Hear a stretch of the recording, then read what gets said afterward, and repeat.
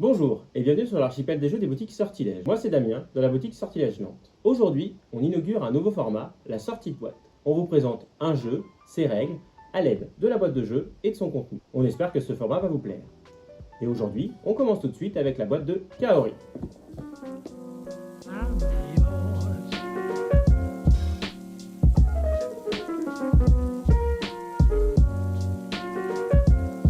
Kaori est un jeu de Charlec, un auteur à qui l'on doit déjà La Bête, un jeu également asymétrique.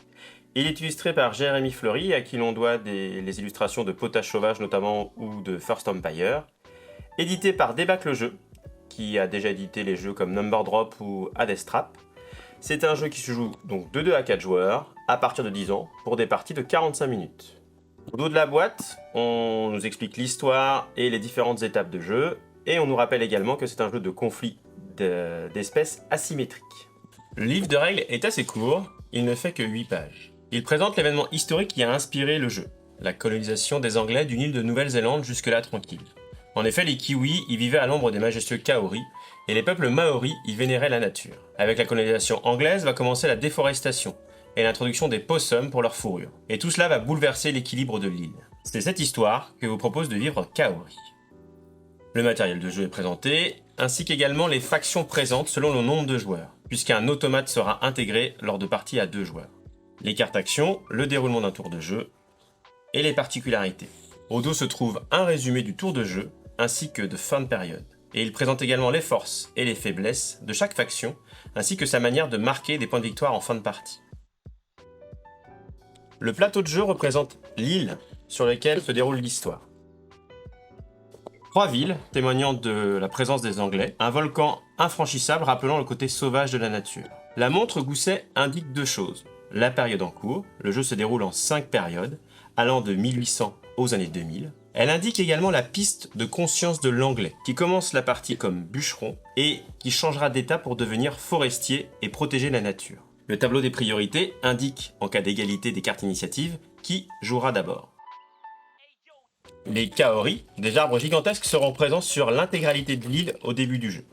Chaque joueur dispose d'un livre qui lui résume son histoire, ainsi que sa mise en place. À l'intérieur, il peut trouver toutes les actions auxquelles il aura accès au cours de la partie, à l'aide de ses cartes. Au dos, se trouvent également quelques conseils de jeu bien utiles sur comment jouer cette faction. Il dispose également d'un plateau individuel sur lequel seront stockés les éléments de jeu qu'il va récupérer au cours de la partie, des arbres, des possums ou des kiwis. Il indique également les héritages auxquels il a accès, des sortes de super capacités qu'il pourra utiliser de manière limitée au cours de la partie. Enfin, il dispose de tout un ensemble de meeples pour le représenter lui et les actions auxquelles il aura accès pendant la partie. Les factions.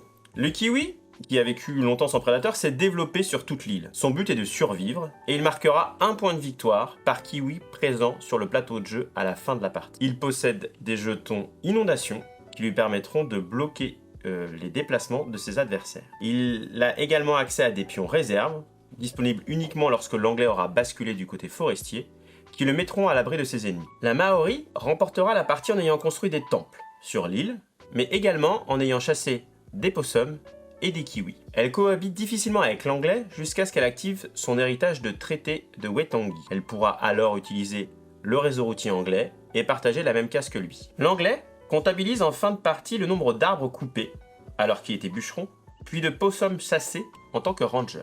Il ne commence qu'avec un seul pion au début de la partie, et ne pourra en ajouter qu'un seul sur le plateau. Il installera un réseau routier, qui lui permettra d'augmenter la portée de ses actions. Une fois devenu ranger, il pourra utiliser des jetons poison pour se débarrasser des possums. Le possum gagnera autant de points que d'individus présents sur le plateau en fin de partie. Il commence au départ de manière limitée à côté de l'anglais. Il va tenter de se multiplier rapidement tout en faisant disparaître les Kaori qui lui servent de nourriture. Il dispose d'un jeton épidémie qui lui permet sur une période de bloquer toute une région.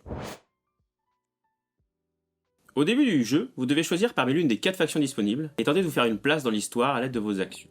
Au début d'un tour, choisissez simultanément une carte à jouer pour son action et une autre à utiliser pour déterminer votre initiative. Réalisez ensuite l'action inscrite sur la carte, déplacement, reproduction, déforestation et plein d'autres options. Quand les 9 cartes sont épuisées, on remélange la pioche et c'est la fin de la période. À l'issue des 5 périodes, chaque faction comptabilisera ses points d'une façon différente pour déterminer qui l'emporte. Kaori est un jeu dans l'air du temps.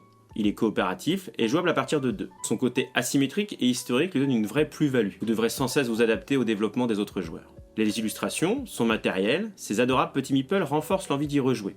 Et vous aurez rapidement envie de découvrir une autre faction. Voilà, j'espère que cette vidéo vous aura donné envie de partir à la découverte de Kaori. Retrouvez ce jeu dans la description de la vidéo, dans nos magasins, ou sur notre site web sortilège.fr. Et pour connaître la suite de nos aventures ludiques, n'hésitez pas à vous abonner à la page.